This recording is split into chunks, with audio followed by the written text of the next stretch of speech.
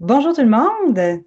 Bienvenue à ce webinaire sur les mesures sanitaires qui seront mises en place pendant l'Ultra Trail Arikana 2020. Des mesures qui vous ont été partagées dans un guide sanitaire il y a une dizaine de jours, qui vous a été envoyé par Infolette et qui est maintenant disponible sur notre site web.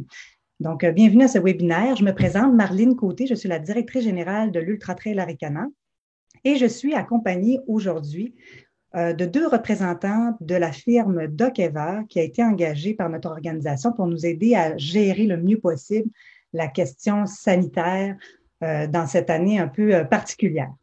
Donc, je suis accompagnée plus précisément de Marc Gosselin et de Stéphanie Bande, que vous ne pouvez pas voir pour l'instant, mais qui vont se présenter tout à l'heure. Juste avant de leur laisser la parole pour rentrer dans le fin fond du détail de notre plan sanitaire, je me permettrai une petite introduction, si vous voulez bien, pour vous expliquer un petit peu la démarche là, qui a mené à la rédaction de ce guide-là. Donc, tout d'abord, il faut savoir que le guide sanitaire est le fruit d'une réflexion qui s'échelonne sur plusieurs mois, plusieurs semaines, avec différentes courses de route, de trail, différents intervenants dans le monde de la santé. Donc, c'est un fruit d'une réflexion sérieuse que nous avons fait et puis qui a également fait l'objet de discussions avec la santé publique. Donc, on se le fait demander régulièrement, est-ce qu'on a l'autorisation ou non de la santé publique de tenir l'événement? Eh bien, en fait, on a eu des discussions avec eux qui sont positives, je vous dirais, jusqu'à maintenant. Donc, jusqu'à ce jour, on a des indications favorables à la tenue de l'événement en septembre, même si il n'y a pas encore de confirmation officielle à l'effet que l'événement va pouvoir avoir lieu. Donc, évidemment, si on continue à garder le cap, c'est parce qu'on a confiance, très confiance que ça puisse avoir lieu et que ça se tienne bien. Mais je préfère le préciser puisqu'il reste encore une certaine incertitude et une épée de Damoclès, si on veut, au-dessus de nos têtes. Mais soyez quand même assez en confiance là, que ça puisse avoir lieu, d'autant on se l'est fait dire par la santé publique, un très bon plan sanitaire. Donc, euh, donc voilà. Mais entre le plan et la réalité, évidemment, il peut y avoir un décalage et c'est pour ça qu'on communique avec vous aujourd'hui via ce webinaire et qu'on va continuer de communiquer avec vous via les médias sociaux et nos différents outils de communication pour être sûr que tout le monde comprenne bien c'est quoi les mesures qui vont être mises en place, qu'il n'y ait pas de surprise, puis que tout le monde collabore le mieux possible. Donc, nous, on veut vraiment avoir du plaisir cette année à l'Ultra Trail Arikana. On ne veut pas jouer à la police tout le temps. On veut que ça se fasse dans la bonne humeur, dans la convivialité. Et donc, tout ça va dépendre de la bonne collaboration de tout le monde pour que ça se déroule bien et sans problème. Donc voilà, donc merci vraiment d'être présent aujourd'hui avec nous pour ce webinaire-là qui va vous aider sans aucun doute à mieux comprendre certains petits détails du plan sanitaire et à bien l'intégrer. Sachez d'ailleurs que le webinaire d'aujourd'hui est enregistré, donc il va être possible de le partager avec vos amis, avec votre famille et de le réécouter au besoin. Donc soyez rassurés là, s'il y a des éléments là, qui sont pas clairs aussi, on va pouvoir y revenir éventuellement plus tard dans la période de questions et réponses. Donc, grosso modo, comment ça va se dérouler aujourd'hui? En première partie, Marc Gosselin de Docever va prendre la parole, va vous expliquer qui ils sont rapidement, pourquoi on les a engagés finalement pour nous aider. Il va vous partager les principes directeurs, les grands principes qui sont à la base du guide sanitaire et qui sont vraiment importants à comprendre. Et ensuite, on va rentrer dans le fin fond du détail. Donc, on va regarder le plan sanitaire point par point et en accordant un petit peu plus d'importance à des éléments qui nous semblent vraiment très importants ou sur lesquels on s'est fait poser différentes questions. Donc, on va essayer de venir répondre à toutes vos questions le mieux possible. Et ça va se terminer avec une période de questions où vous allez pouvoir nous poser les questions que vous avez par rapport au plan sanitaire de l'événement. Et à ce sujet-là, notez qu'on vous invite à poser vos questions dans l'onglet Q et R. Donc, dans le bas de votre écran, vous voyez le chat. Vous pouvez écrire dans le chat si vous voulez. Mais pour les questions, vraiment, allez-y dans la section questions et réponses. Ça va être plus simple pour nous de pouvoir y répondre parce que dans le chat, on risque de perdre le fil éventuellement. Donc, écrivez vos questions dans l'onglet questions et réponses. L'autre chose que je voulais signaler aussi, c'est que aujourd'hui, on parle vraiment de mesures sanitaires. Tout ce qui est logistique, on peut répondre à certaines questions aussi. On va y répondre le mieux possible, là, c'est sûr. Mais comme on a un temps limité, je vous dirais qu'il va y avoir un guide de l'athlète qui va être partagé la semaine prochaine. Donc, le guide de l'athlète qui va venir vous parler des horaires, du fonctionnement précis des départs, des navettes, etc., du repas d'après-course. Donc, des questions plus logistiques, disons, là, ou des questions qu'on pourrait se poser année après année, là, et non pas seulement en contexte de COVID. Donc, il va y avoir un guide de l'athlète qui va être partagé la semaine prochaine. Et il va y avoir un autre webinaire pour venir répondre à toutes ces questions-là différentes, dans le fond, du volet sanitaire, le 17 août. Donc, il va y avoir un autre webinaire pour aller répondre à d'autres de vos questions si vous en avez. Sur ça, je vais laisser la parole à Marc Gosselin. Merci beaucoup, Marc, d'être avec nous. Puis voilà, je te laisse la parole. Bon. Bonjour tout le monde. Alors, je me présente, Marc Gosselin, je suis médecin.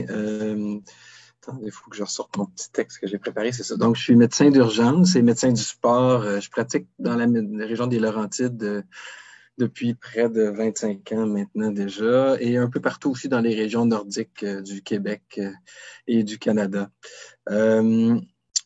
Je suis aussi président et directeur médical d'une entreprise qui s'appelle Sirius Medix, qui est une entreprise spécialisée en formation puis en support médical dans les régions isolées. Je vous parle de ça parce que ça explique un peu l'idée de DocEver au Canada. DocEver est une entreprise basée en Europe qui est spécialisée dans la gestion d'événements sportifs. Et DocEver Canada est né d'une rencontre que j'ai eue il y a plusieurs années avec Bruno Basset et Patrick Basset, qui sont les présidents et directeurs médicaux de l'entreprise, deux frères, lors d'une formation en médecine de montagne. De là a germé l'idée d'exporter leur savoir-faire parce que DocEver en Europe, il couvre quand même près de 300 événements par année, notamment le Marathon de Paris avec 50 000 participants environ, l'Ultra Trail du Mont-Blanc depuis ses débuts, le Marathon des Sables, les Ultra Trails en Chine, à Oman, au Pérou, un peu partout. Et puis moi, étant impliqué comme directeur médical du Ironman de Mont-Tremblant depuis 2012, j'avais un intérêt, en fait une passion un peu pour la médecine événementielle qui a un peu uni nos destinées, autant dans Sirius que dans DocEver. Donc, depuis quelques années, on s'implique ensemble pour faire la promotion de la médecine événementielle au Québec et au Canada. Et là, nous, on nous a demandé cette fois-ci de partager notre expérience, notre savoir, en fait, sur la gestion des événements sportifs, la gestion sanitaire d'événements sportifs. Alors, je vous explique un peu. J'expliquais tantôt à Marlene que présentement, le redémarrage d'événements sportifs, autant que le redémarrage d'entreprise, parce que c'est ce qu'on fait souvent avec Sirius présentement, c'est comme bâtir un avion pendant qu'il vole, c'est-à-dire que les informations, la science, toutes les données qui nous servent autant de la santé publique que des données de l'Organisation mondiale de la santé, que des organisations internationales, ça évolue au fil des semaines. Et puis, on essaie de bâtir quelque chose qui est cohérent pour aider les entreprises et les événements à redémarrer de façon sécuritaire. Il faut comprendre que on a un mandat, on a une tâche importante, c'est-à-dire que le COVID fait partie de nos vies depuis maintenant plusieurs mois. On le voit tous les jours à la télé, on l'entend à la radio.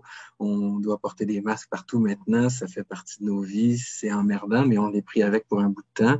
Et puis, on veut continuer à vivre, on veut continuer à faire ce qu'on aime, on veut continuer à pratiquer nos activités, mais on peut pas le faire comme avant, malheureusement. C'est impossible. Alors, si on veut continuer, il faut s'adapter.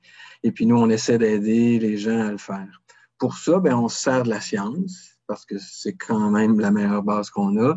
Et on se sert aussi de notre gros bon sens. Moi, je suis un athlète, je fais du trail, je fais des Ironman, je fais des marathons. Alors moi aussi, puis je fais du vélo de montagne, puis j'essaie de pratiquer toutes ces activités-là de façon la plus sécuritaire possible. Quand tu es tout seul ou tu es avec ton ami, ça va bien dans la forêt, mais si tu te retrouves 2000 personnes à faire la même activité, c'est un enjeu. Alors, l'idée, donc, c'est de trouver une façon qui serait, comment je pourrais dire, fonctionnelle, qui serait agréable pour tout le monde de pouvoir faire ça. Encore une fois, basé sur les données scientifiques. Je parlerai plus bien longtemps, mais je voudrais les principes de base sur lesquels on se base, évidemment, c'est d'éviter premièrement un événement de ce qu'on dit en anglais super spreader ou un événement de dissémination de la maladie. On veut évidemment pas être un événement qui va faire la propagation de la maladie, mais bien être un événement sécuritaire. Donc, on veut éviter de provoquer une éclosion qui peut survenir quand on met plusieurs personnes ensemble dans un même lieu, ce qui va être un peu le cas. On a la chance d'être une activité en plein air, principalement, ce qui donne vraiment un bon coup de pouce à l'organisation d'un tel événement. Donc, parce que dans les principes de base, les choses qu'on doit éviter, c'est les espaces confinés, beaucoup de gens ensemble dans une pièce fermée. On doit évidemment mettre en place les mesures de distanciation sociale dont on entend parler maintenant plus qu'au quotidien, en fait, plusieurs fois par jour, et les mesures d'hygiène de base, le lavage des mains et l'étiquette respiratoire, avec en aparté un peu l'utilisation d'outils de protection, donc par exemple les masques, qui sont vraiment devenu une mesure standard présentement dans le freinage de la propagation de la maladie. Alors, donc, on va en parler plus en détail plus loin, donc je vais arrêter maintenant. Je voudrais juste vous présenter Stéphanie Bond. Stéphanie, c'est une infirmière passionnée. En fait, tous les gens qui sont impliqués dans DocEval, c'est tous des gens qui sont des passionnés. On s'est tous rencontrés lors de Stéphanie a travaillé avec moi comme infirmière au Ironman des dernières années. Et quand on a parlé d'essayer de créer une entité qui s'appelait DocEval en Amérique du Nord, bien évidemment, elle a tout de suite levé la main et donc est avec nous depuis donc le début pour essayer de propager la bonne nouvelle et mettre en place des structures sécuritaires pour les événements sportifs. C'est fait que je vais passer la parole à Stéphanie pour qu'elle se présente un petit peu, puis après ça, on pourra aller à la suite. Merci Marc. Alors voilà, une belle introduction. Je suis infirmière d'urgence, passionnée aussi de sport. Ça me fait plaisir là, de collaborer pour cet bel événement là, qu'on prépare depuis déjà quelques semaines, voire quelques mois. On espère faire en sorte que le milieu va être le plus sécuritaire possible pour les athlètes, les bénévoles, pour tout le monde, puis que ce soit agréable de justement, on n'est pas là pour jouer à la police, mais bien rendre cet événement le plus agréable possible, puis permettre en fait aux passionnés de sport là, de pouvoir pratiquer toujours leur passion à pleine capacité dans cet événement merveilleux qu'est le magnifique Charlevoix. Voilà.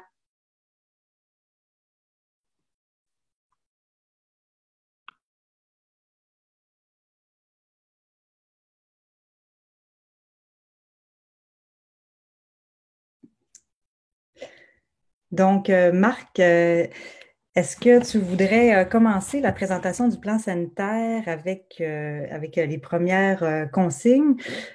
Puis, on va y aller page par page. En fait, c'est comme ça qu'on va fonctionner aujourd'hui.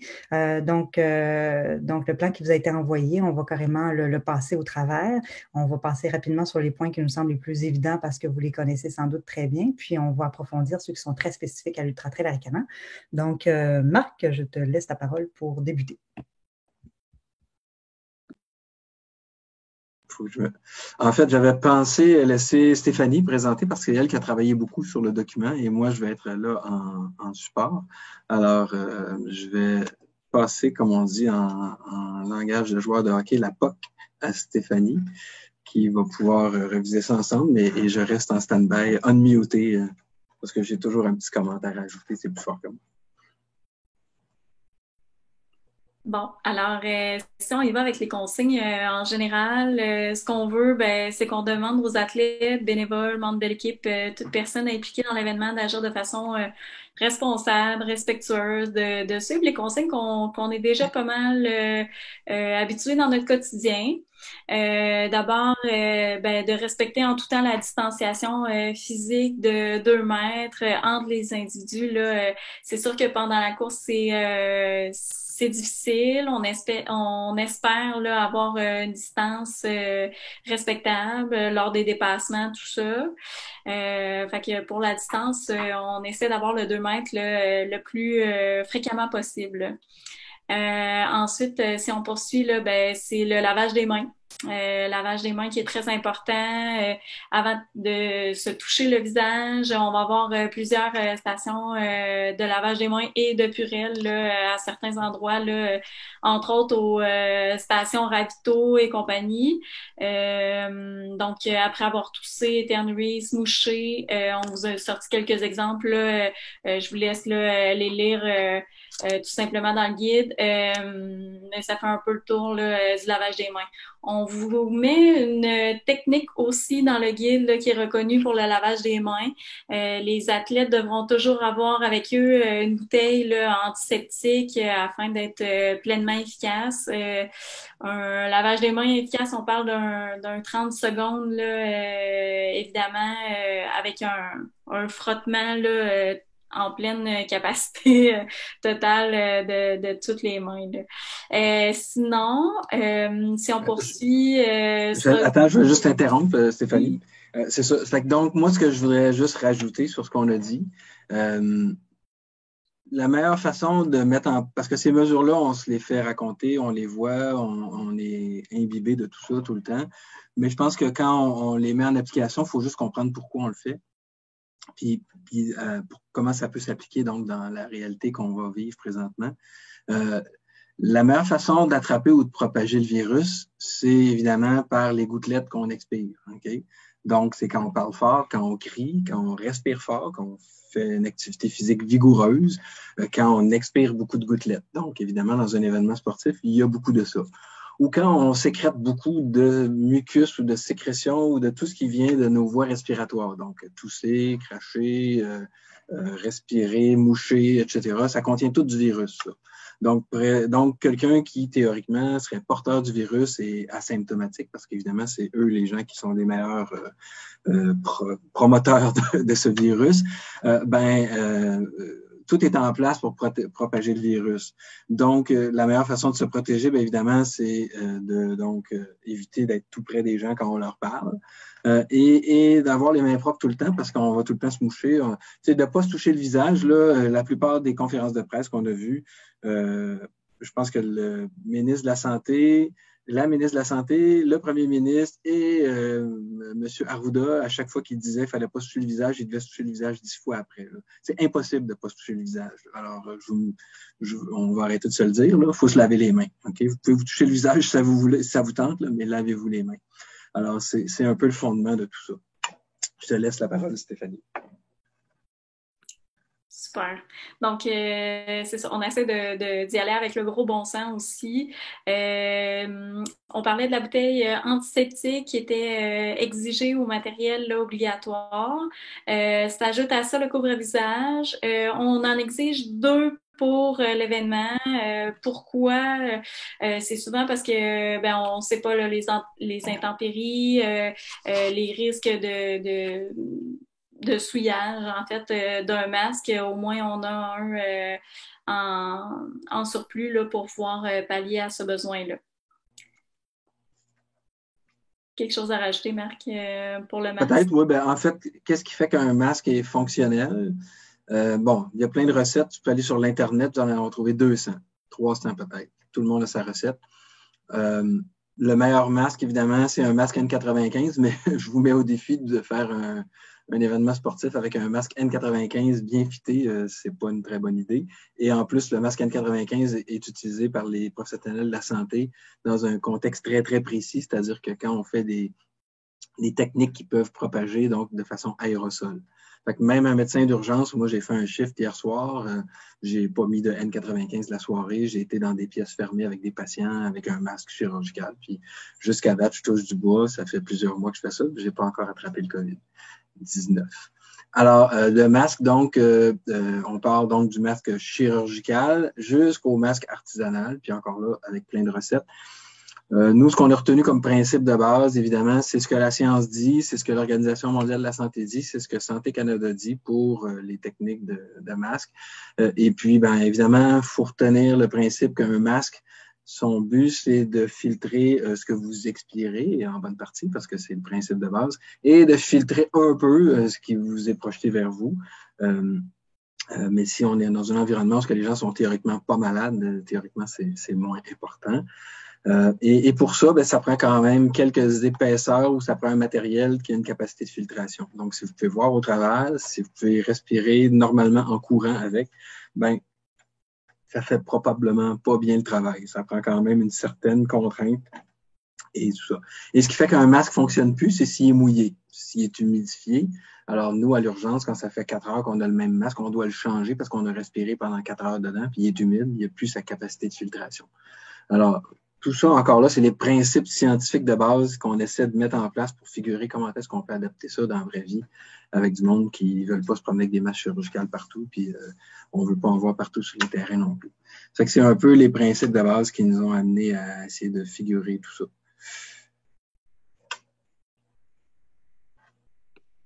Parfait. Alors, voilà pour ce qui fait le tour des masques. Petit ajout qu'on voulait apporter par rapport au BOF. On avait eu plusieurs questionnements par rapport à ça. C'est évidemment très populaire auprès des athlètes là, entre elles. Présentement, on n'autorise pas le BOF. Ça ne remplace pas là, les bienfaits du couvre-visage là, ou d'un masque chirurgical là, pleinement efficace. Premièrement, pour la façon d'en disposer et l'efficacité du tissu, là, entre autres, là, BOF, si vous allez sur leur site, là, ne veulent pas tenir responsable en fait de la contamination là, par leur matériel.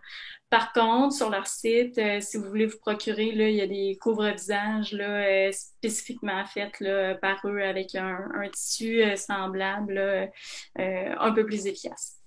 Voilà. Si on poursuit pour les gants, les gants ne sont vraiment pas obligatoires. Ça peut risquer d'augmenter le risque de contamination parce qu'on a moins tendance à se laver les mains là, lorsqu'on porte des gants. Si la personne veut se mettre des gants pour avoir accès aux stations ravito à des collations ou quoi que ce soit, il est permis, mais c'est juste de bien d'en disposer, se laver les mains avant et après l'utilisation des gants personnels à ce moment-là. Donc, on veut pas se retrouver avec des masques, des gants un peu partout sur le terrain. Voilà pour ça. Pour les marquages au sol, vous allez voir là sur les lieux publics, dont les lieux intérieurs, il va y avoir certains lieux qui vont être accessibles. Ça va être marqué au sol là, avec des flèches, là, les indications. Là, Marilyn pourra nous en parler un petit peu plus là, comment ça va être indiqué, mais ça va être juste de suivre là, bien les indications, se rappeler des règles d'hygiène à respecter lorsqu'on rentre dans les lieux publics.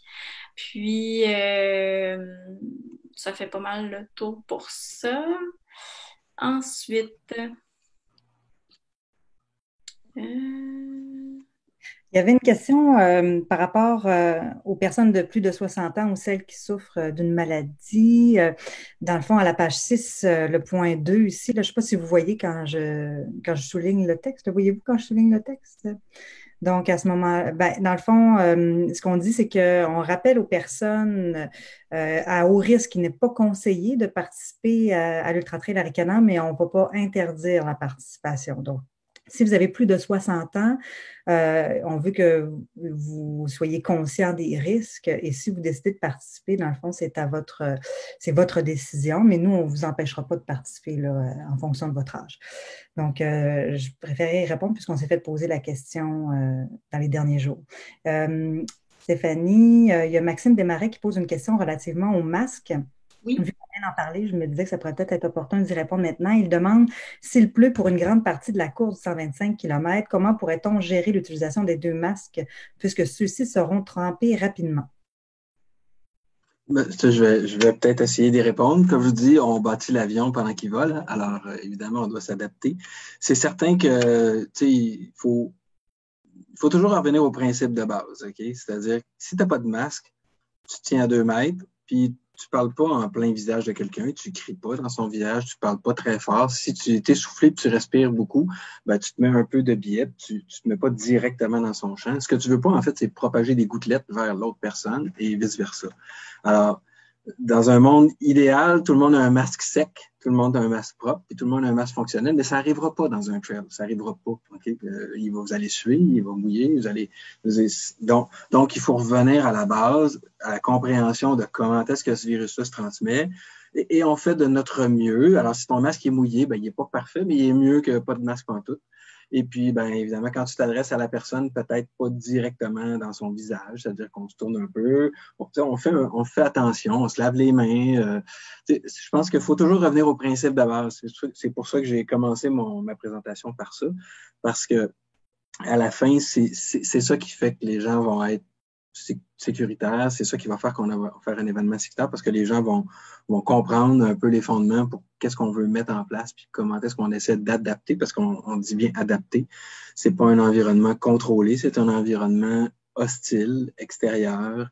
Mais c'est un atout parce qu'à l'extérieur, le petit virus, il faut vraiment que tu te forces pour le projeter vers quelqu'un. Si tu es dans une pièce fermée pendant 1 heure et que tout le monde parle, ben il y a du virus dans l'air partout. Là. Ça a été bien documenté. Ils ont fait des tests, ils ont pris des échantillons d'air, puis il y a du virus partout. Mais à l'extérieur, ben évidemment, la gouttelette, à un moment donné, elle tombe au sol ou elle va pas rester là pendant. Fait que donc, je dirais que le risque est quand même pas si grand que ça et il faut pas non plus faire il faut pas virer fou avec les masques. Je pense qu'il faut les utiliser de façon judicieuse, il faut se protéger, il faut avoir un couvre-visage le mieux possible, mais il sera peut-être pas parfait, puis c'est correct, on le comprend. C'est ça. Puis je rajouterais peut-être, pourquoi pas avoir le couvre-visage de rechange dans un petit sac imperméable. Puis vous avez peut-être à disposition pour sec pour des moments où ça sera vraiment opportun de l'avoir. Pour poursuivre, dans le fond, dans le Guide Center, vous voyez qu'on vous invite à signer un contrat d'engagement. Donc, c'est vraiment important. On le demande de la part de tous les coureurs, mais aussi tous les gens de l'équipe, tous les membres des équipes de soutien et les bénévoles doivent le signer. Pour nous, c'est important parce que ça nous assure que vous avez bien lu les mesures sanitaires, que vous êtes conscient des risques et que vous confirmez que vous allez participer de façon sécuritaire à l'événement. Donc, on compte vraiment sur votre bonne volonté. Donc, en signant ça, là, on s'assure que vous êtes bien informés. Donc, très important. Puis l'autre chose aussi, et là, je vais peut-être demander à Stéphanie ou Marc de répondre, mais dans les jours qui vont précéder l'événement, on va vous inviter à aller sur une application sur vos téléphones intelligents qui est l'autotest COVID de Logicos. Donc, Stéphanie ou Marc, pouvez-vous expliquer de quoi il s'agit? Ben oui, en fait, dans la prévention de la transmission du COVID, il n'y a pas une seule solution. C'est comment je pourrais dire, un éventail de solutions qu'on met ensemble pour essayer de minimiser le risque, parce que c'est ça qu'on fait. On veut tous minimiser le risque. Le risque zéro n'existe pas. Alors, qu'est-ce qu'on fait? Bien, on éduque les gens, on fait ce qu'on fait ce soir, on discute, puis on essaie de donner les notions de base qui mènent à ça. On met en place des procédures, des protocoles, et on essaie aussi de conscientiser les gens à leur responsabilité de déclarer s'ils ont des symptômes ou des contacts ou des interactions avec des gens qui pourraient avoir la maladie. Donc, le but, encore là, c'est pas de jouer à Big Brother. Le but, c'est de faire un effort collectif pour minimiser le risque pour que cet événement-là, évidemment, continue. Puis le COVID, il partira peut-être pas. Alors, on va peut-être faire ça plus qu'une fois, malheureusement. Donc, vous allez recevoir un questionnaire qui va vous poser des questions très simples que tout le monde a déjà entendues, mais qui va essayer de voir s'il y a des symptômes, évidemment, majeurs. Bon, ceux-là, de toute façon, tu ne vas pas faire un ultra-trail si tu fais de la fièvre. Tu ne vas pas faire un ultra-trail si tu tousses depuis 24 heures comme un fou. Mais des symptômes mineurs aussi. Et évidemment, surtout l'histoire des contacts autour de vous dans les 14 jours, les 2 semaines qui ont précédé, pour s'assurer de bien minimiser le risque. On ne va pas virer fou si quelqu'un mouche ou si quelqu'un... l'idée encore là, c'est de valider certaines données. Ça se pourrait qu'une fois que vous avez répondu à votre questionnaire, ça se pourrait qu'on vous retourne un petit courriel avec quelques questions pour préciser des choses, des symptômes, pour vous aider un peu dans votre démarche. Et puis, c'est ça. Donc, c'est un questionnaire d'autodéclaration de symptômes et de contact, essentiellement. Puis, ça peut rassurer les gens aussi. Toute personne qui va être jugée à risque de propager virus ou si vous pensez que vous l'avez ou si vous avez eu un diagnostic positif, on va appliquer un remboursement ou un transfert à 2021. Donc, on ne va pas vous pénaliser là, pour si vous êtes atteint ou si vous êtes un risque potentiel pour les autres. Donc, soyez rassurés qu'à ce moment-là, vous pourrez avoir une compensation juste et équitable. Fait que, voilà. Ensuite, l'autre chose qui est importante à savoir, c'est le fonctionnement de l'accueil, de la remise des dossards. Ça a changé pour ceux qui ont participé par les années passées. L'idée étant de minimiser le plus possible les interactions entre les gens puis les possibilités que les gens se croisent ou se rencontrent dans un même lieu. Donc, on essaie de diviser un peu nos activités d'une certaine façon. Donc, pour ceux qui sont de Québec ou de la grande région de Québec, vous allez pouvoir venir récupérer votre dossard et faire la vérification du matériel obligatoire le samedi 5 septembre à la boutique du lac, dans le coin du lac Beauport.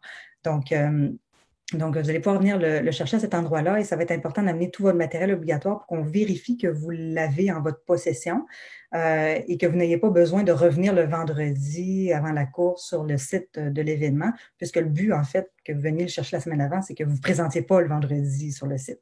Donc, vous pourrez vous présenter directement sur la ligne de départ avec votre dossier et votre matériel. Et le matériel obligatoire va être vérifié pour tout le monde sur le parcours. Donc, vous êtes fortement incité à l'avoir avec vous. C'est pour des questions de sécurité régulières. Donc, cette année, c'est important le volet sanitaire, mais on ne veut pas non plus oublier là, tous les enjeux de sécurité autres liés à l'ultra-trail, que sont l'hypothermie et d'autres risques aussi là, de se blesser, de se perdre en forêt. Donc, pour nous, le matériel obligatoire va demeurer important cette année. Ensuite de ça, ce qui va être important aussi de savoir, c'est qu'il va falloir vous inscrire. Et là, vous avez le lien ici dans le guide pour vous inscrire à la plage horaire où vous voulez aller récupérer votre dossard. Donc, le formulaire est là. Il y a des plages horaires d'une demi-heure qui sont limitées à un certain nombre de personnes. Premier arrivé, premier servi. Quand la plage horaire est pleine, normalement, elle ne devrait plus apparaître là, dans le doodle. Fait que je vous conseille de choisir votre plage horaire assez rapidement pour avoir le meilleur choix possible. Puis, vous allez avoir le choix donc entre le samedi 5 septembre et le jeudi aussi. On a ajouté des plages horaires le jeudi soir pour ceux qui arrivent tôt dans la région, ça peut arriver, ou pour les gens de Charlevoix. Donc, le jeudi soir, ça va être possible de récupérer son dossard et de faire la vérification du matériel obligatoire encore une fois. Et le vendredi, toute la journée, de 9h à 22h. Donc, vraiment important là, de réserver votre plage horaire. Et il n'est pas possible de récupérer le dossard d'une autre personne. Donc, on va vous demander de venir chacun. Voilà, quoi dire d'autre donc? Donc, c'est ça. Si jamais il y a un peu d'attente, ça se pourrait là, qu'on vous demande de rester dans votre véhicule si la ligne d'attente est trop longue. Donc, on va vous demander votre collaboration là, pour patienter. Tout ça dans le but d'éviter qu'il y ait trop de monde sur le même site en même temps. Fait que voilà. Est-ce qu'il y a quelque chose à rajouter par rapport à ça, tu penses, Marc? Ou, non? OK. Si on continue. Donc, le transport au départ des épreuves. Je vais commencer, puis après ça, je vais laisser la parole à Marc et à Stéphanie. Je suis sûre qu'ils vont avoir des choses intéressantes à vous partager à ce sujet-là, parce que le transport au départ des épreuves, c'est majeur, c'est super, c'est critique pour les participants et en matière de gestion sanitaire aussi. En fait, les transports par navette, normalement, on offre à tous le transport de la Malbaie et du Mont-Grand-Fond jusqu'au départ des épreuves dans des autobus scolaires.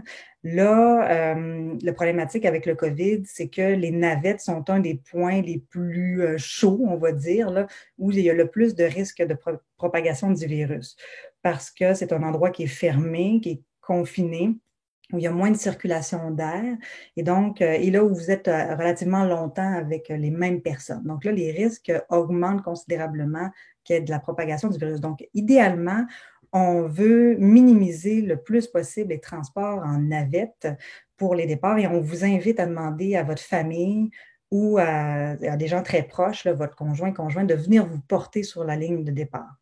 en auto. Et là, il va y avoir toute une gestion, on vous assure, sur les sites de départ là, pour que ça soit le plus fluide possible. Mais tout ça, c'est dans l'esprit de diminuer le nombre de personnes qui vont avoir à prendre les navettes. On ne voulait pas couper ce service-là parce qu'évidemment, ce n'est pas tout le monde qui a des équipes de soutien et des gens qui peuvent les accompagner. Donc, on va le maintenir pour ceux pour qui c'est vraiment nécessaire et qui ont aucune autre solution. Mais pour les autres, on vous invite vraiment à faire des efforts pour aller vous faire reconduire sur les lignes de départ. Est-ce qu'il y a d'autres choses à rajouter par rapport à ça? En fait, je pourrais peut-être juste rajouter, on revient toujours à la base, puis Marilyn l'a bien expliqué. Je vous dirais, dans toutes les situations à risque, la plus à risque, c'est d'être dans une pièce fermée pendant un bon bout de temps avec plein de monde. Donc, l'autobus, c'est pas mal l'endroit idéal. Puis, ce qu'on n'a peut-être pas parlé depuis le début, mais je pense que tout le monde le sait un peu, c'est que les gens qui propagent le virus, c'est pas tous des gens malades. C'est-à-dire qu'il y a beaucoup de porteurs asymptomatiques ou de gens qui sont en incubation, fait qu'ils sont pas encore malades, mais ils propagent le virus. Donc, vous pouvez être pas pire en forme pour faire un ultra-trail. Surtout que les ultra-trailers sont assez bien réputés pour faire bien repousser les limites de la machine humaine. Donc, on peut être un porteur du virus sans le savoir puis propager le virus. Donc, dans un espace clos et fermé, c'est quoi les principes de base? C'est d'avoir le moins de monde possible. Donc, un autobus avec un espacement important. Faut que ce soit l'arrêt d'autobus la plus plate de votre vie, c'est-à-dire qu'on ne dit pas un mot, on parle pas, normalement, dans l'autobus, c'est cool, on parle, puis un pep talk au début, puis à la fin, évidemment, on raconte nos. Ben là, ça va être une raide d'autobus plate, c'est-à-dire qu'on est relativement silencieux, on se met pas à jaser avec les voisins, puis tout ça, parce que. Ben oui, on porte un masque. Fait que encore une fois, on s'adapte à la situation. Donc, c'est pour ça qu'on essaie de minimiser. Parce que, ça fait beaucoup d'autobus, ça fait beaucoup de monde. Fait que si on veut rester vert en plus, il y a cette notion-là, mais je dis ça à la blague. Là, mais essentiellement, c'est ça. C'est de revenir au fondement de base, les principes de base de la propagation de ce virus-là. Puis juste pour conclure au sujet des navettes, vous allez avoir l'horaire précis, puis la façon de vous inscrire pour ceux que c'est nécessaire dans le guide de l'athlète qui va vous être envoyé la semaine prochaine. Donc, vous allez avoir toutes les informations, les détails sur les navettes, puis la façon de vous inscrire. Une chose aussi qu'on n'a pas dite, c'est que souvent, on va vous demander votre identité sur les différents sites, notamment quand vous allez rentrer dans les navettes. On veut savoir qui était dans quelle navette, à quel moment, ou qui était sur quel site, à quel moment, pour être capable de faire de la traçabilité. Si jamais il y a une éclosion du virus, on va être capable de mieux retracer qui peut avoir été potentiellement en contact direct avec vous ou l'inversé.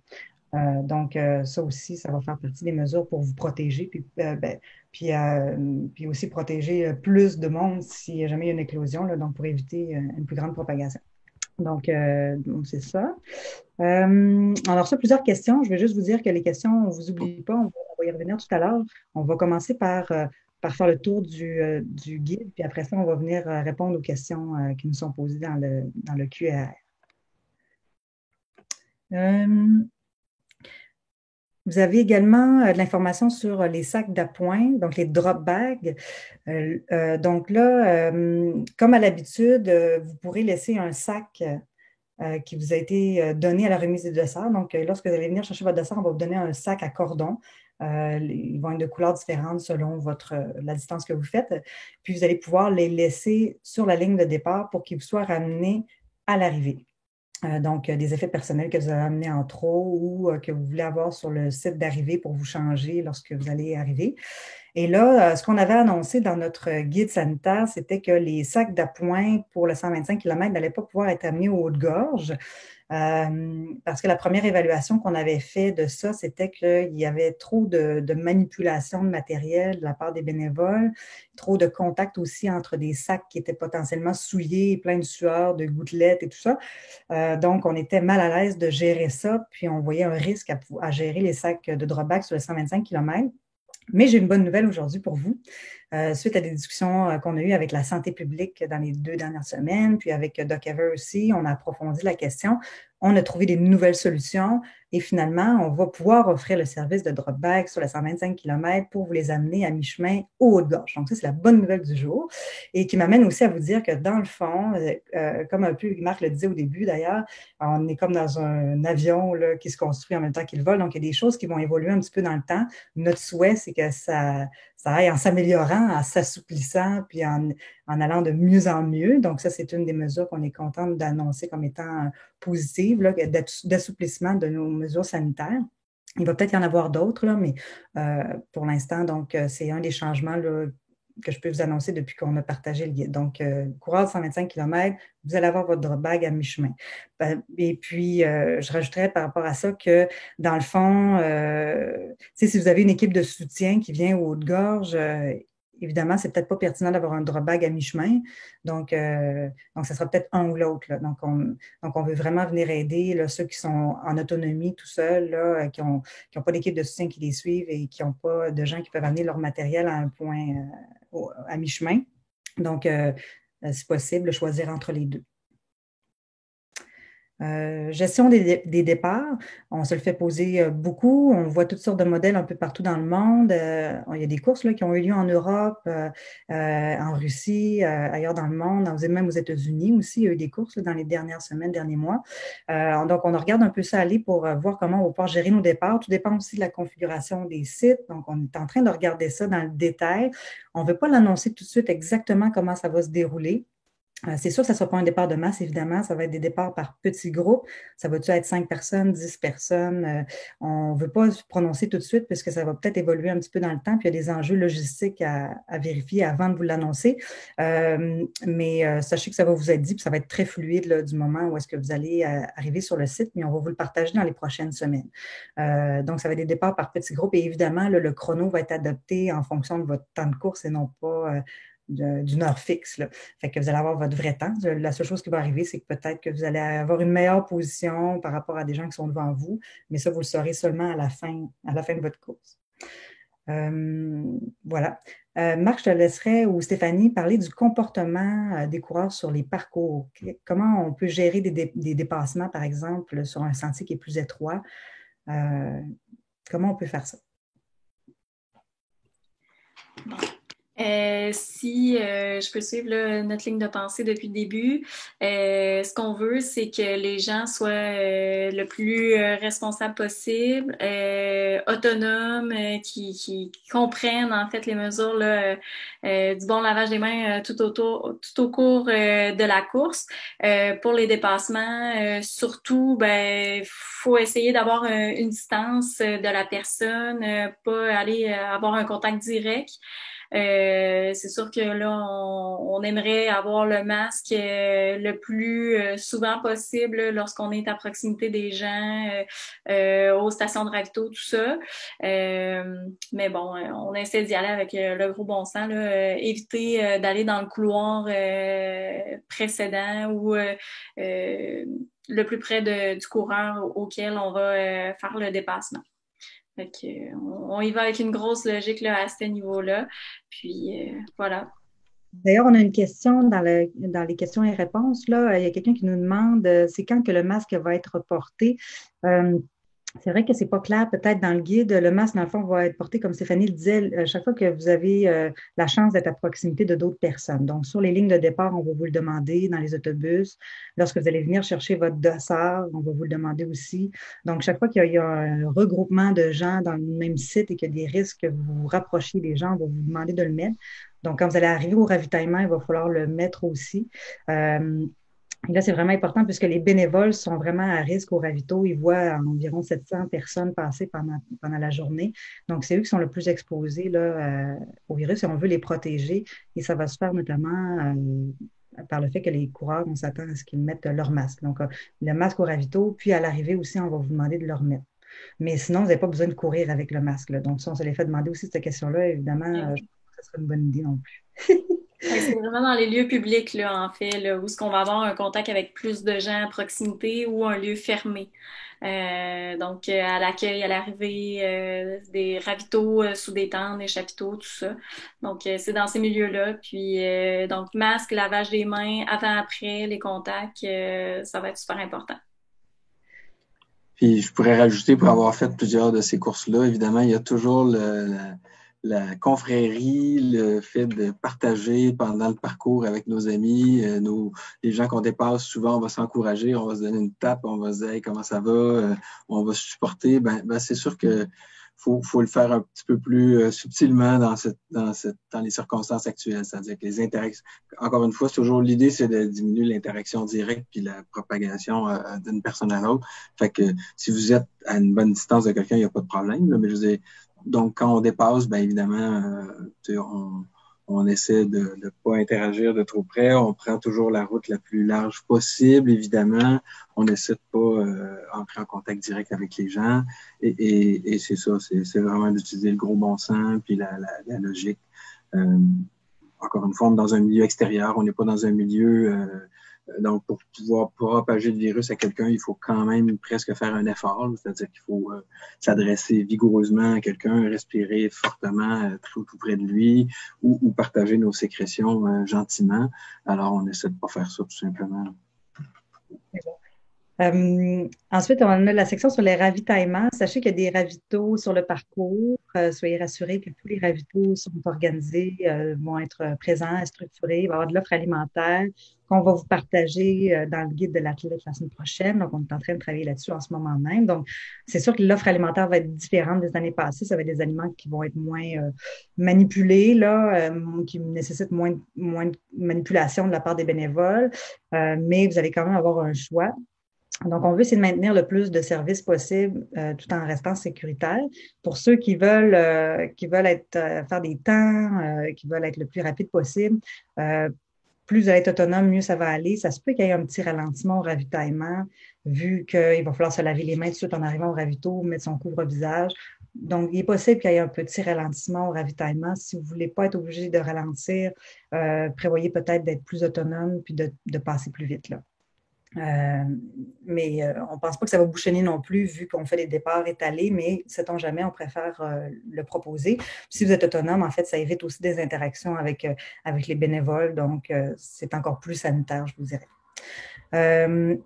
L'aire d'arrivée, dans le fond, vous allez avoir un corridor d'arrivée. Les gens ne pourront pas venir à l'arche vous prendre dans leurs bras, vous encourager. Vous allez devoir attendre de sortir de l'aire d'arrivée. Mais maintenant, c'est assez généralisé dans les événements là, que ça se passe comme ça de manière générale.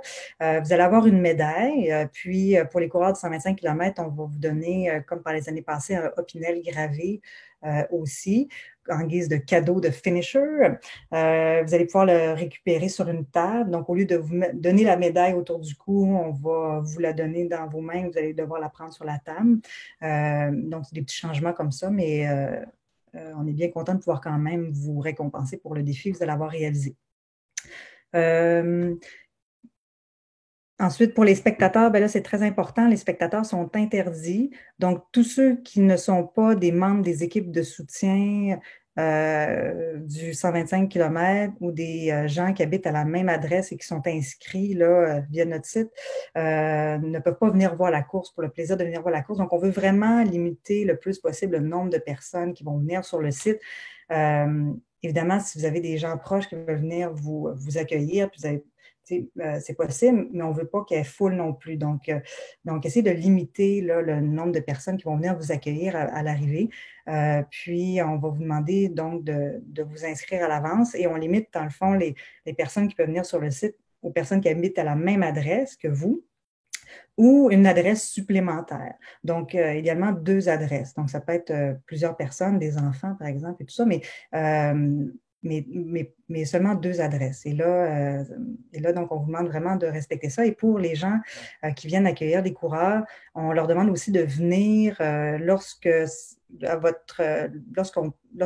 prévoit votre heure d'arrivée. Et là, en suivant le SportStats, le site de chronométrage, on est capable, grâce au tapis sur le parcours, on est capable de voir votre progression et SportStats fait une estimation de votre heure d'arrivée. C'est pas scientifique, vous pouvez ralentir, vous pouvez accélérer, évidemment, mais c'est quand même assez fiable pour savoir à peu près vers quelle heure vous allez arriver, puis ça peut donner une indication à votre famille de savoir quand ils peuvent venir se présenter pour vous accueillir à l'arrivée.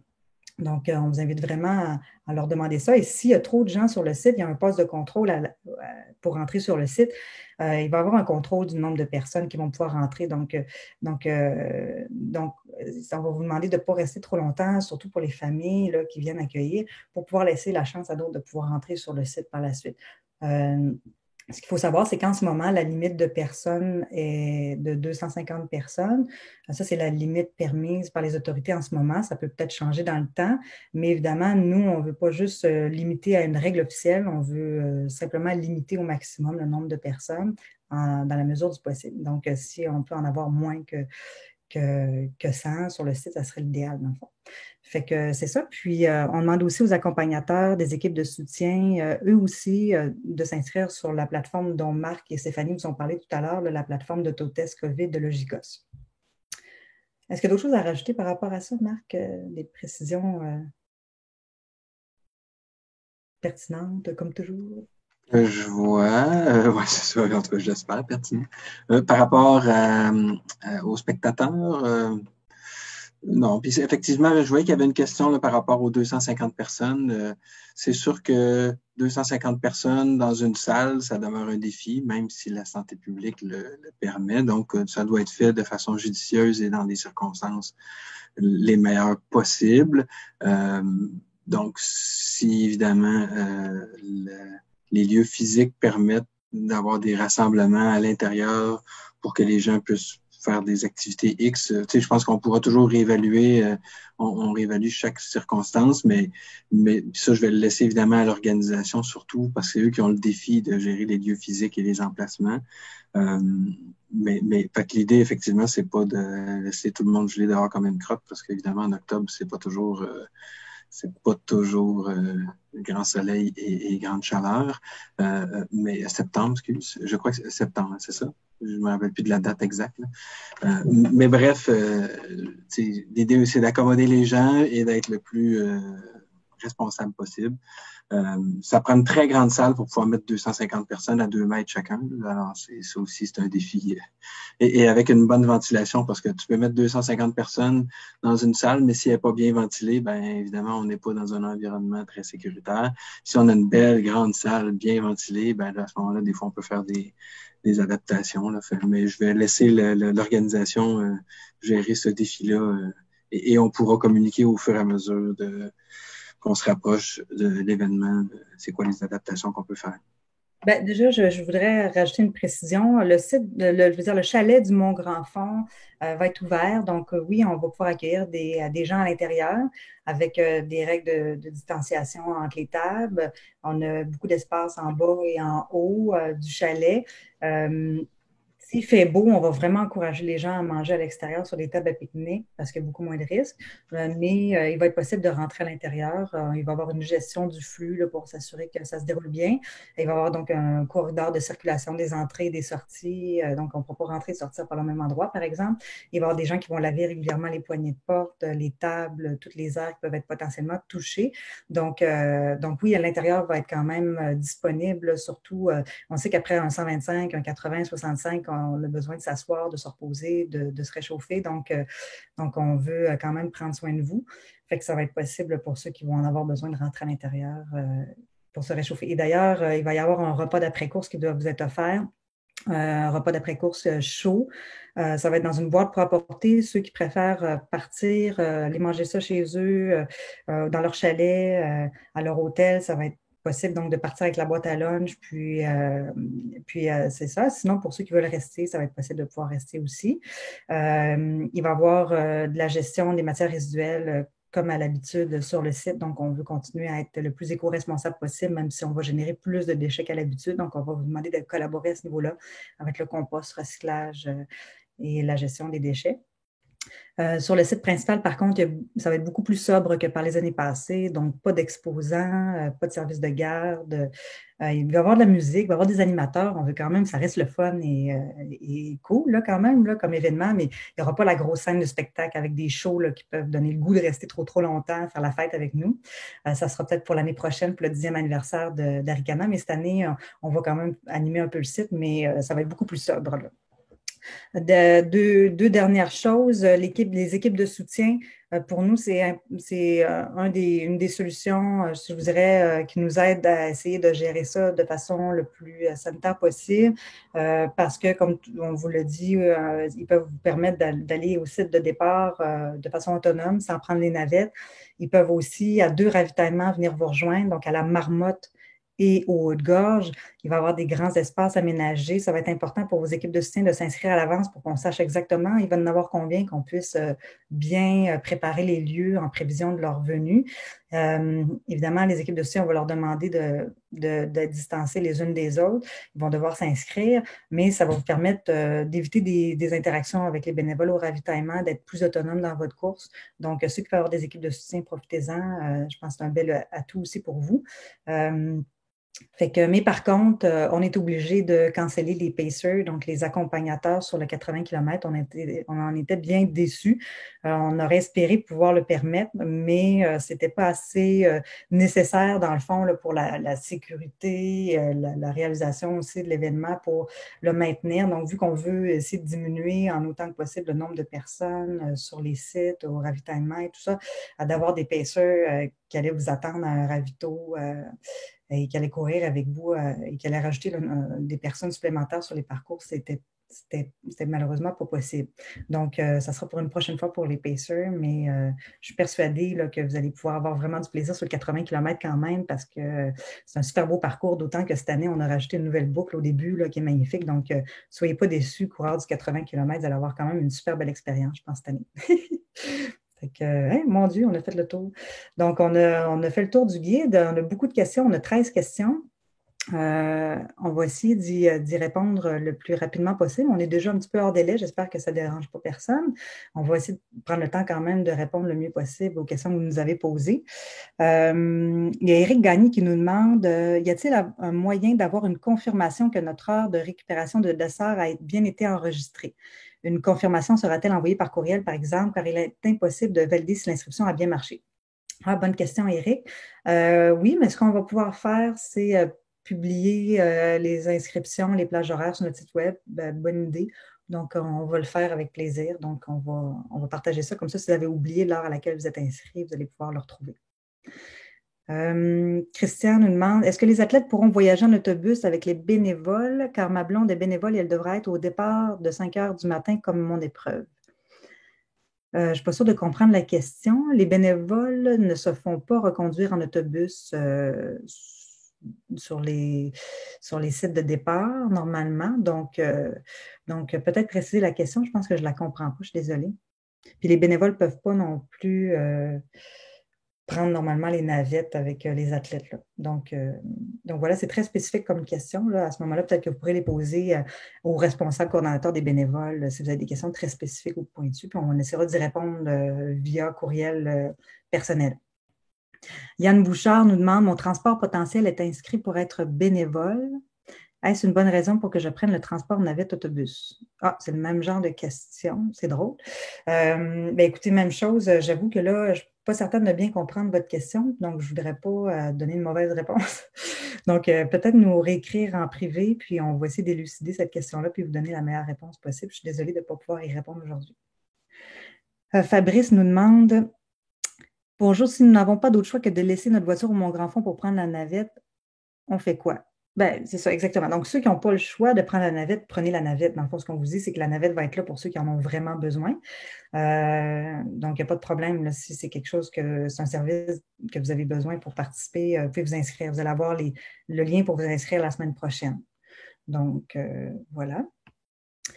Pierre Millette, au ravito, est-ce que ce sont les bénévoles qui vont nous servir? Oui, effectivement. Donc, bonne question. C'est important d'ailleurs. On vous invite à vous faire servir. Donc, vous êtes chanceux. Hein? Cette année, vous allez pouvoir dire ce que vous voulez manger. On va vous les donner dans une petite assiette. Vous allez pouvoir partir avec et le manger en sortant du ravito. Et également, en fait, comment ça va se passer? C'est quand vous allez arriver au ravitaillement, vous allez devoir vous laver les mains, mettre votre couvre-visage. Ensuite, vous allez remplir vos gourdes et votre sac d'hydratation. Vous allez vous faire servir, donc vous allez devoir sortir votre gourde. Le bénévole va vous les remplir avec ce que vous voulez, de l'eau ou un produit d'hydratation. Et ensuite, vous allez arriver dans la zone nourriture où là, vous allez pouvoir demander des choses à manger et on va vous les servir. Donc, idéalement, vous touchez au moins de choses possibles. Il faut savoir que comme coureur, quand vous arrivez à un ravito, vous êtes plein de sueur, de gouttelettes, donc on vous considère comme plus à risque, disons, là. Donc, on préfère vous servir, puis essayer de toucher au moins de choses possibles. Martin nous demande si ma fille de 9 ans qui demeure à mon adresse, ma mère qui demeure à une autre adresse, ainsi que ma copine à une autre adresse, pourront-elles rentrer ou je dois dire à ma copine de ne pas entrer? Bien, c'est ça. Idéalement, dans le fond, on vous demande d'essayer d'avoir peut-être le moins de monde possible, là. Donc, je comprends là, que là, il y a beaucoup de gens qui veulent venir vous accompagner, venir vous voir. Idéalement, c'est 2 adresses qu'on demande, là. C'est sûr que c'est ça, on ne fera pas la police, là, comme je dirais, on n'ira pas tout vérifier, là, puis on ne vous demandera pas non plus de sortir vos cartes d'identité avec vos adresses, là. Ça serait trop lourd à gérer, mais c'est plus de la bonne volonté, puis de la bonne foi pour essayer de limiter le nombre de personnes sur le site le plus possible. Y a-t-il quelque chose à rajouter par rapport à ça, Marc? Non. OK.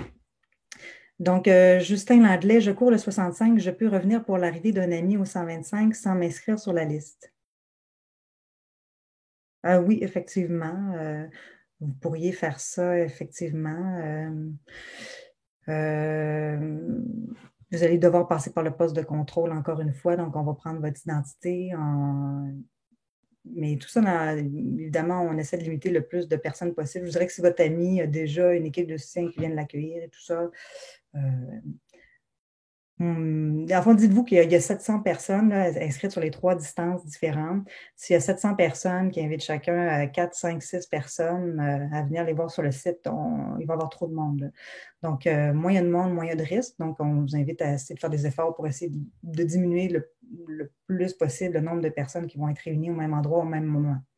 Donc, dites-vous que c'est ça a de l'air pas beaucoup quand on dit ben, c'est juste moi ou une personne de plus, mais si les 700 coureurs demandent chacun d'avoir, c'est ça, beaucoup de personnes ou plusieurs personnes ou de déroger à des petites règles, ben là, finalement, on va se ramasser avec une augmentation des risques. L'autotest COVID de Logicos, nous avons un lien pour ça? Une question pour toi, Marc. Ton micro est fermé. On va publier en fait le questionnaire avec l'autotest une semaine là, avant l'événement. On va le faire parvenir justement là, quand on va avoir la liste de toutes les inscriptions qui ont été faites. Puis les gens vont devoir répondre à ce test-là, l'autotest sur le Logicos de façon responsable et le plus honnêtement possible de la part de tous.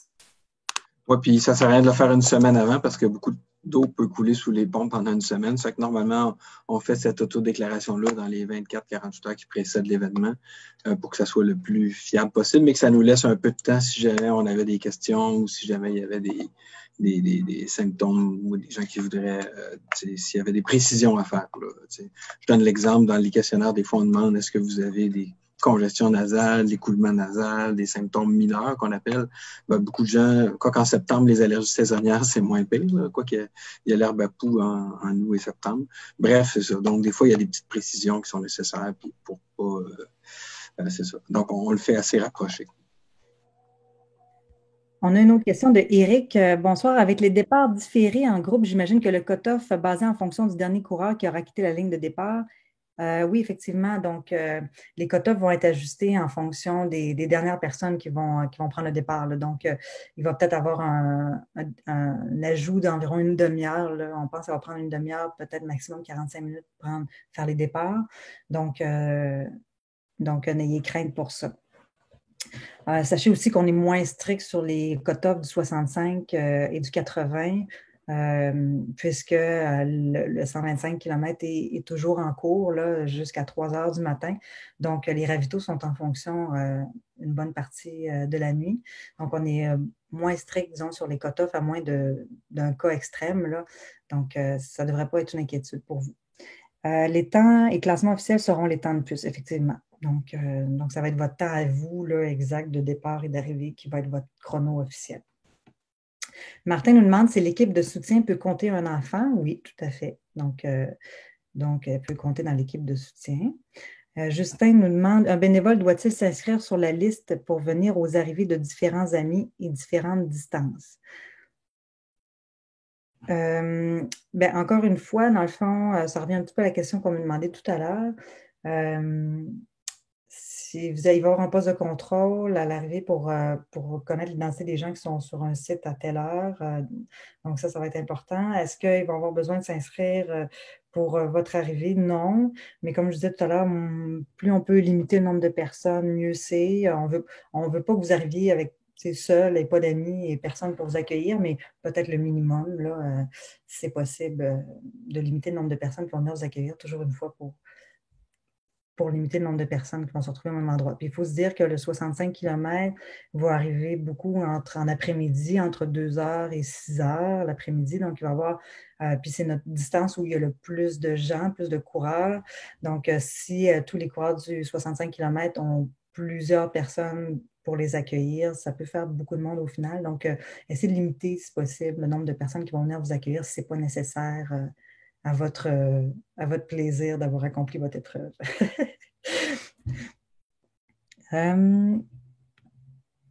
Là, j'ai perdu un petit peu dans les questions. Notre bière, bonne question, c'est important. Ben oui, normalement, vous allez avoir une bière. On n'a pas encore déterminé si ça va être une bière pour apporter ou une bière en fût.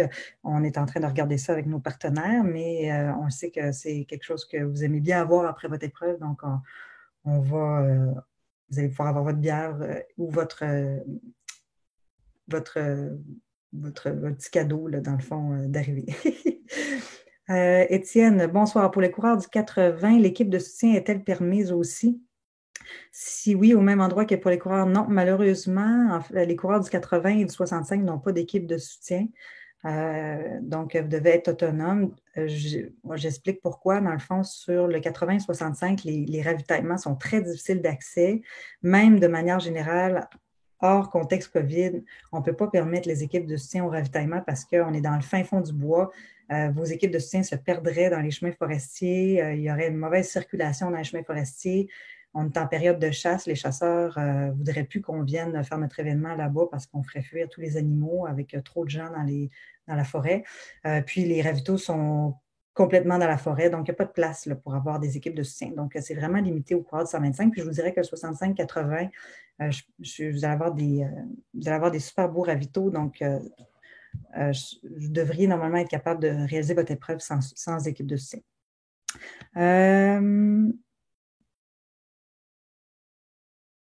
Témi nous demande, pour le 125 km, si j'arrive à la ligne d'arrivée à 1 heure, il aura de navette pour retourner en ville à l'église.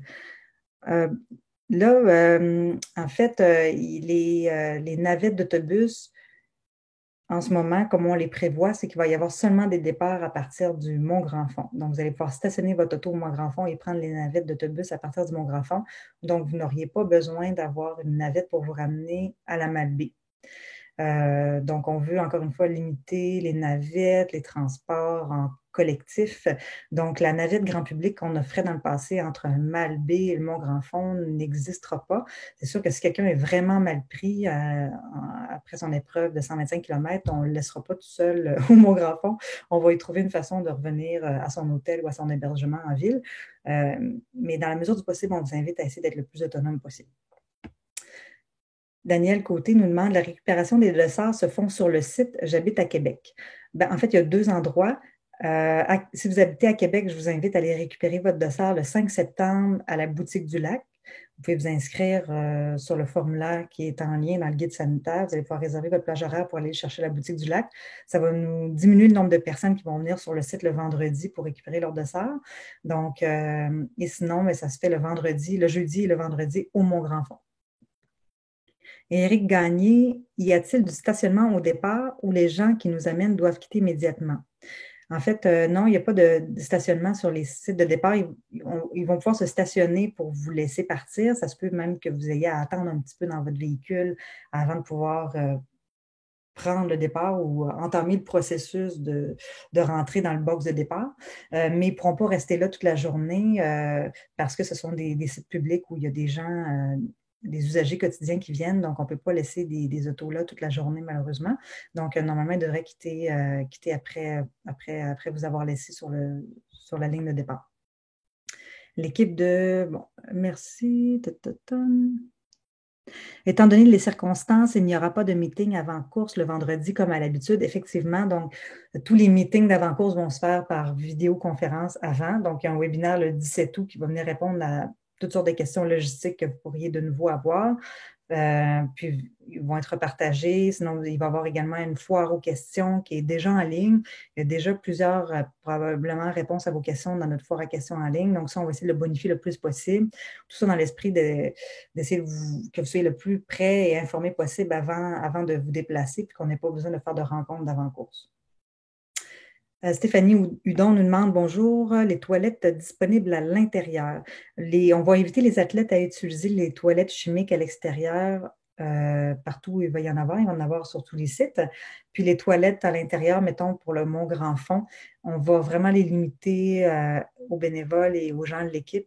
C'est des toilettes toutes petites, puis la gestion de la circulation va être un peu plus compliquée, donc, on préfère ne pas les rendre disponibles pour les athlètes. Mais il va y avoir suffisamment de toilettes pour les athlètes à l'extérieur.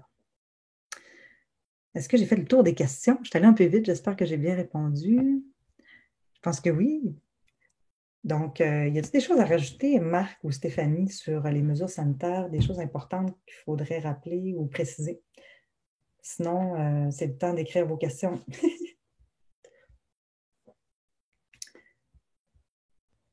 Non? Marc, on aurait fait le tour. Stéphanie aussi? De mon côté, ça fait bien le tour. Je pense qu'on vous a fait un beau topo, résumé du guide. Donc, à vous de bien vous préparer pour cet événement. Puis, il faut avoir du plaisir. C'est une des belles chances qu'on a, une belle opportunité qu'on va avoir là, à Charlevoix. Donc, vaut mieux bien en profiter puis avoir amplement du plaisir lors de la course. Merci Stéphanie, c'est un beau mot de clôture. Donc, effectivement, merci beaucoup de votre collaboration. On compte vraiment beaucoup sur la responsabilisation de tout le monde pour que ça se passe le mieux possible. Puis si on a décidé de tenir l'événement malgré tout ça, c'est parce qu'on fait confiance à nos athlètes, on sait qu'ils sont sérieux, on sait qu'ils sont responsables, donc on a vraiment confiance en vous pour que ça se déroule le mieux possible. Puis nous autres aussi, on va faire de notre mieux là, pour que ça soit sécuritaire, mais aussi que ça soit agréable, que ça soit une belle expérience pour tout le monde. On va avoir du plaisir, là, c'est le but de tout ça, je pense, c'est d'avoir quand même du plaisir à courir puis à se dépasser. Donc, on veut que ça reste le présent au maximum. Puis, ça va se faire dans la mesure où tout le monde va mettre un peu du sien, puis va comprendre les enjeux puis participer à la démarche. Comme je l'ai dit en début de webinaire, le webinaire est enregistré. On va pouvoir partager le lien dans les prochaines heures, probablement demain. Donc, vous allez être invité à le partager à vos amis, à vos équipes de soutien, aux gens qui vous accompagnent. Plus il y a de gens qui vont avoir la bonne information, mieux ça va aller. Donc, n'hésitez pas à partager la bonne nouvelle. Puis, voilà, donc pour moi, ça fait le tour du webinaire d'aujourd'hui. N'hésitez pas à nous proposer, à nous partager vos autres questions si vous en avez sur notre courriel info@commercialaricana.info. On est toujours là pour répondre à vos questions. Puis voilà, je vous remercie tout le monde, vraiment. Merci Marc. Merci Stéphanie, c'est un plaisir de travailler avec vous. Merci à tout le monde. Bye. Au revoir.